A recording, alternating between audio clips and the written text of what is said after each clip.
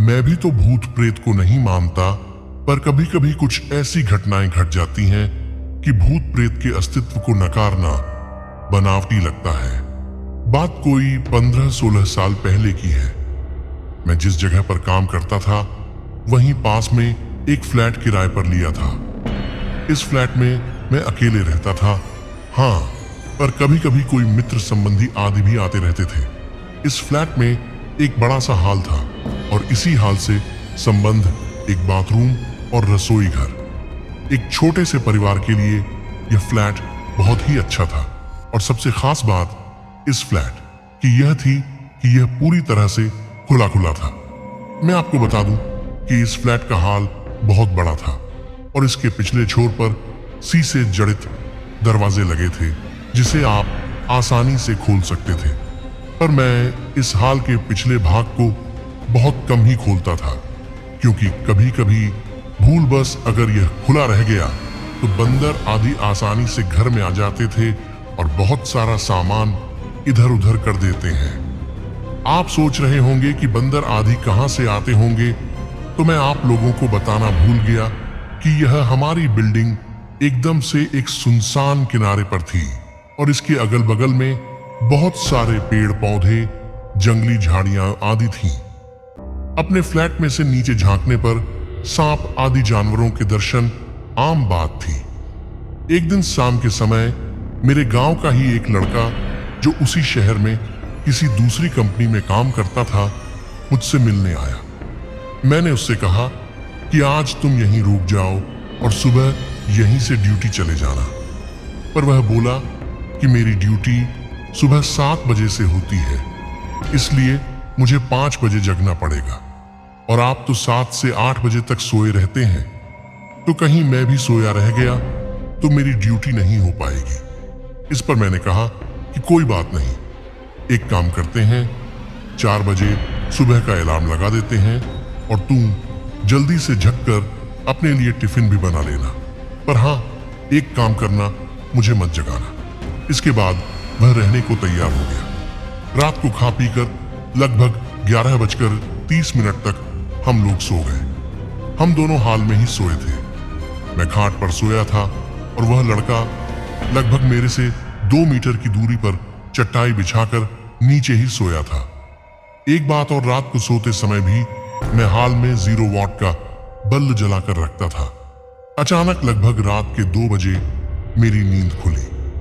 यहां मैं आप लोगों को बता दूं कि वास्तव में मेरी नींद खुल गई थी, पर मैं लेटे लेटे ही मेरी नजर किचन के दरवाजे की ओर चली गई। मैं क्या देखता हूं कि एक व्यक्ति किचन का दरवाजा खोलकर अंदर गया और मैं कुछ बोलूं उससे पहले ही फिर से किचन का दरवाजा धीरे धीरे बंद हो गया। मुझे इसमें कोई हैरानी नहीं हुई, क्योंकि मुझे पता था कि गांव वाला लड़का ड्यूटी के लिए लेट ना हो इस चक्कर में जल्दी जग गया होगा। बिना गांव वाले बच्चे की ओर देखे ही ये सब बातें मेरे दिमाग में उठ रही थी।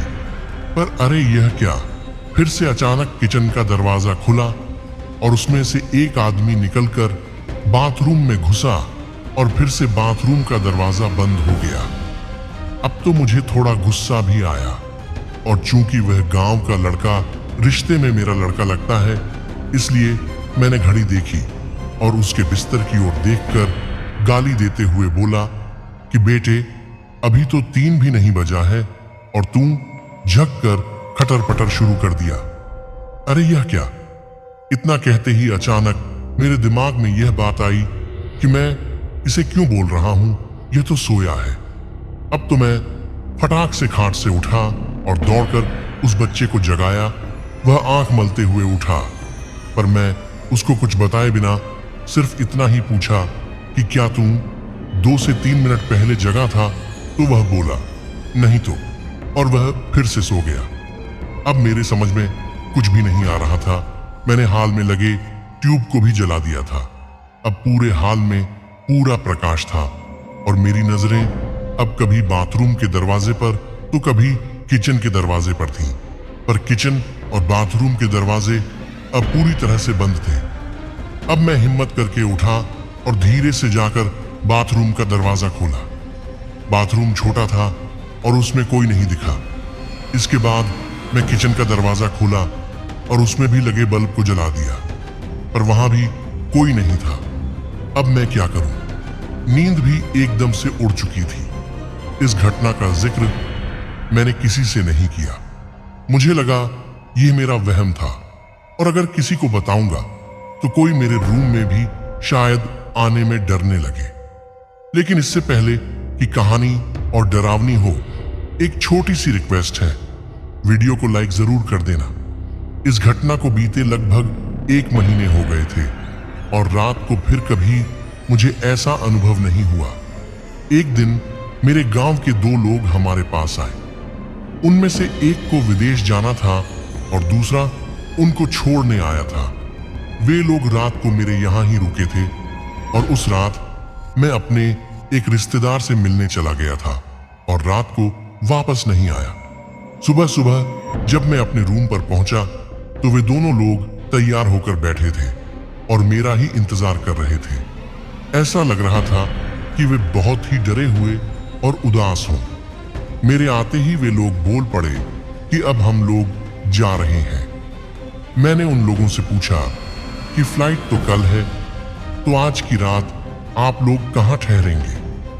उनमें से एक ने बोला, रोड पर सो लेंगे, पर इस कमरे में नहीं। अब अचानक मुझे 1 महीना पहले घटित घटना याद आ गई। मैंने सोचा, तो क्या इन लोगों ने भी इस फ्लैट में किसी अजनबी आत्मा को देखा होगा? अब तो मैं भी थोड़ा डर गया और उन दोनों को साथ लेकर तेजी से किचन का दरवाजा खोला, पर किचन में तो कोई नहीं था। हाँ, पर किचन में गौर से छानबीन करने के बाद हमने पाया कि कुछ तो गड़बड़ है। जी हाँ, दरअसल फ्रिज खोलने के बाद हमने देखा कि फ्रीज में लगभग जो 1 किलो टमाटर रखे हुए थे वे गायब थे और टमाटर के कुछ बीज, रस आदि वहीं नीचे गिरे हुए थे और इसके साथ ही किचन में एक अजीब गंध फैली हुई थी। मैंने उन लोगों से पूछा कि आखिर बात क्या हुई, तो उनमें से एक ने कहा कि रात को कोई व्यक्ति आकर मुझे जगाया और बोला कि कंपनी में चलते हैं।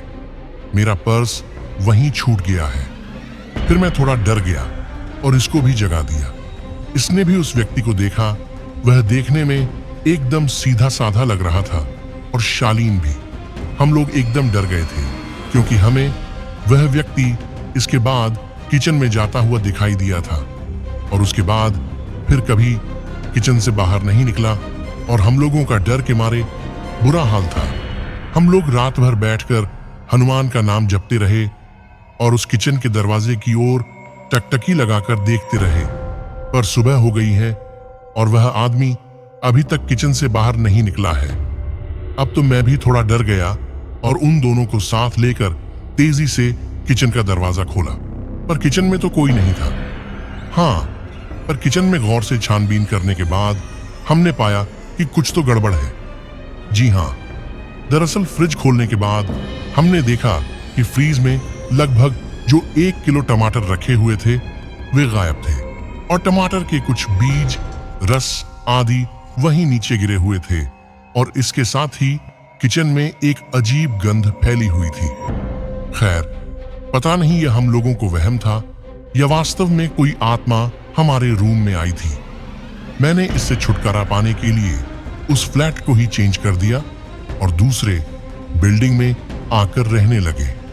दोस्तों, वीडियो पसंद आई हो तो वीडियो को जरूर लाइक करें और ऐसे ही वीडियो देखने के लिए चैनल को सब्सक्राइब करें। धन्यवाद।